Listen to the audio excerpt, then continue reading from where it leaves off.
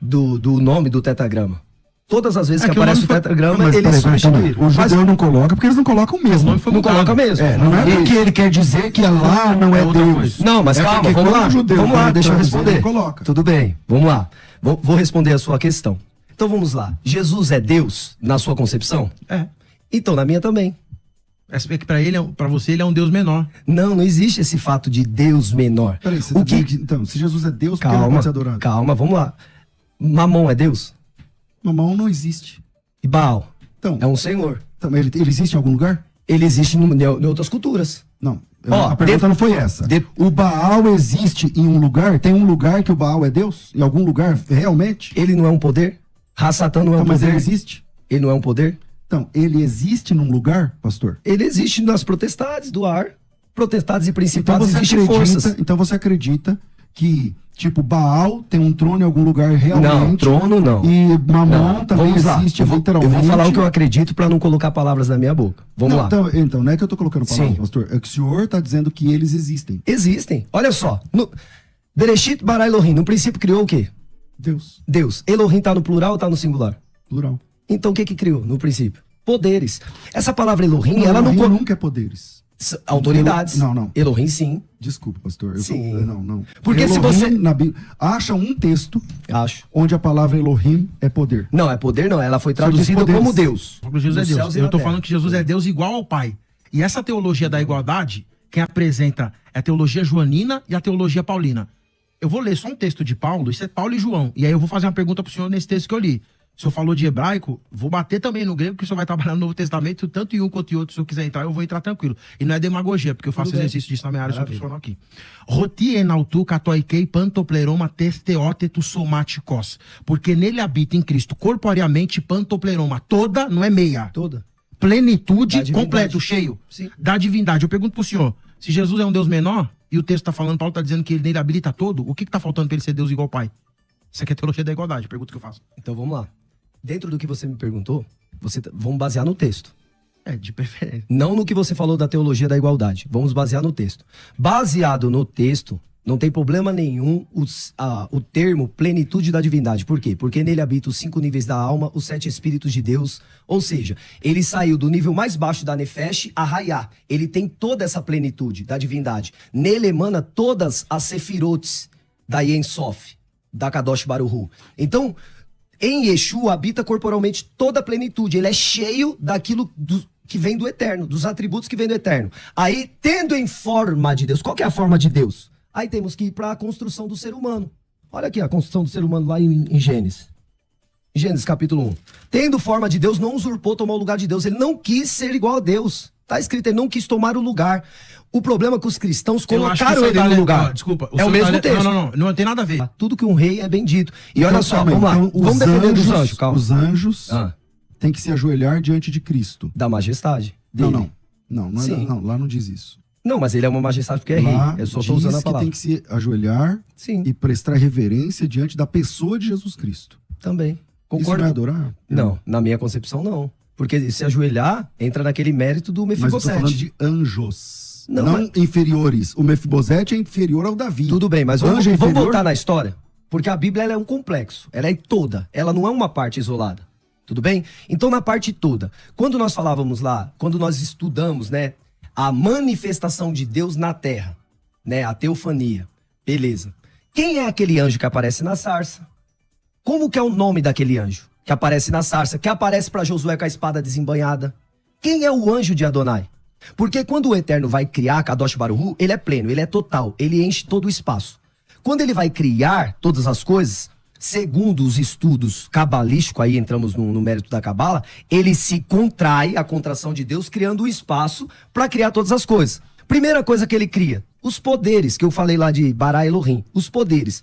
O primeiro poder constituído é esse poder que hoje nós entendemos que é Yeshua. Só que ele não se manifestava no Tanar como Yeshua. Pode ver que Moshe Rabbeinu, Moisés, em Shemot capítulo 4, em Êxodo capítulo 4, ele pede para conhecer o caminho que irá com ele. E Yeshua, quando ele se manifesta, ele fala, Aini Hader, eu sou o caminho.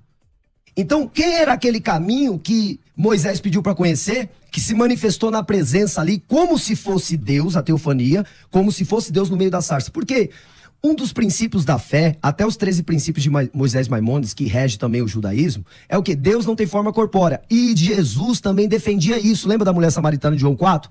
Deus é espírito e ele não tem uma forma corpórea. Então como que ele pode ter vindo à terra e fazer com que as pessoas adorem ali ele?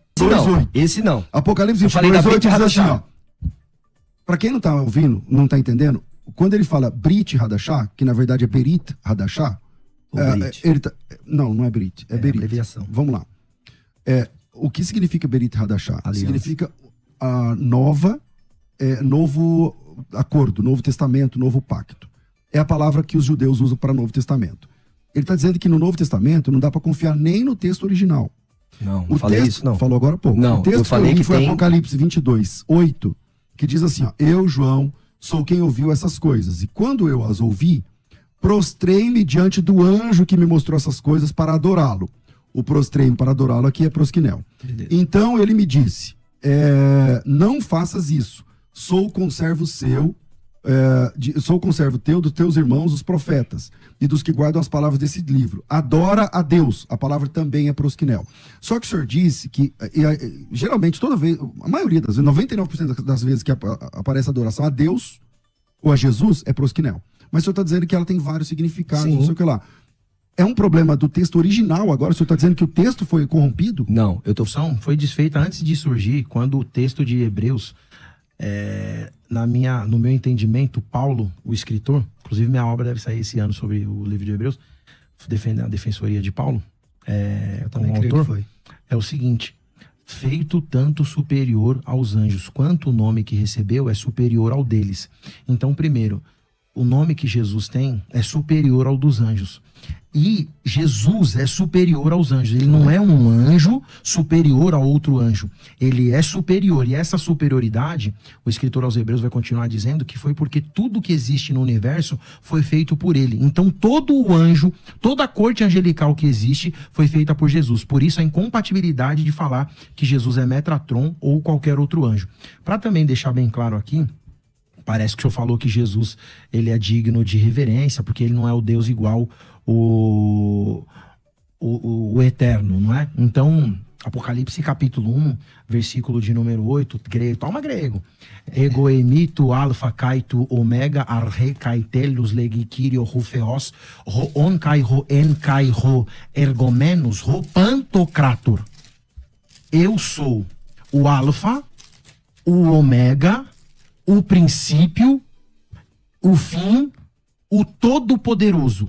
A palavra aqui, todo-poderoso, que é um substantivo masculino nominativo no singular, o que é? É a tradução de El Shaddai. El Shaddai é o Deus todo-poderoso. Tá certo? Hebraico, em grego. Certo. Então, calma aí. Tem.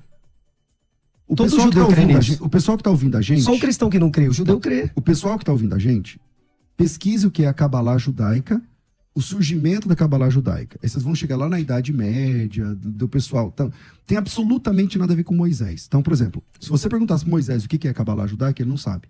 Tá certo? Porque isso não existia na época de Moisés, não existia na época de Abraão, não existia na época de Jesus, nem na época dos apóstolos.